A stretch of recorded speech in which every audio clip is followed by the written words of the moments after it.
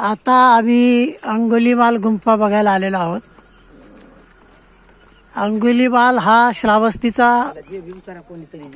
खूप खतरनाक असा दरोडेखोर होता। त्याचं नाव अहिंसक होतं आणि गुरुने त्याला त्याच्या पत्नी बरोबर संशय घेऊन त्या अहिंसकाला 1000 लोकांच्या करंगळ्या कापून आणण्याची गुरुदक्षिणा मागितली आणि त्यानुसार गुरुची दक्षिणा पूर्ण करण्यासाठी हा अंगुलीमाल दरोडेखोर या श्रावस्ती नगरीमध्ये उदयास आला। अहिंसकाचा अंगुलीमाल झाला। 999 करंगळ्या कापून आणल्याच्या नंतर, लोकांना मारल्याच्या नंतर एकेवेळी तथागत बुद्ध श्रावस्ती येथे चेतवनामध्ये असताना त्यांना या अंगुलीमाल विषयी कळले आणि मग सकाळी बुद्ध या अंगुलीमालाला सन्मार्गावर आणण्यासाठी या जंगलामध्ये, या घनदाट अरण्यामध्ये निघाले आणि या ठिकाणी तथागत बुद्ध यांनी अंगुलीमाल या दरोडेखोराला सन्मार्गावर आणलेला आहे।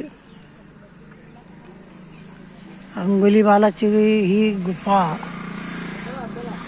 या ठिकाणी दिसते।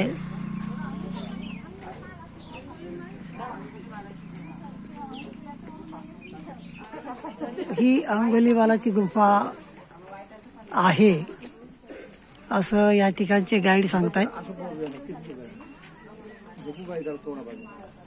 अंगुलीमाल हा तथागत बुद्धांच्या वाणीने सन्मार्गावर आल्याच्या नंतर हा दरोडेखोर अंगुलीमाल भिक्षू होतो आणि तथागत बुद्धांच्या धम्मामध्ये सामील होऊन तो अहर्तपदाला जातो। ही ऐतिहासिक आणि मोठी घटना आहे। आपण बघू शकता अंगुलीमाल गुंफाची।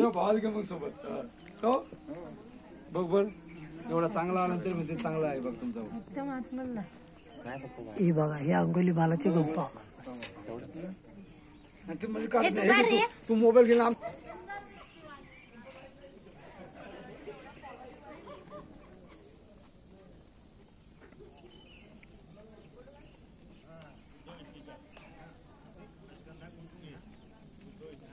तुर्तास या ठिकाणी आपण थांबूया।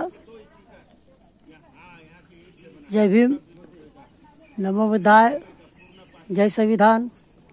आपण आता यानंतर आम्ही अनाथ पिंडकाचा जो ज्या ठिकाणी महल होता ते पवित्र वस्तू आम्ही बघायला जाणार आहोत। त्यानंतर जेतवनमध्ये आणि नंतर मग आम्ही आमच्या हॉटेलवर जाऊन लखनौला निघण्याची तयारी करणार आहोत। जय भीम, नमो बुद्धाय।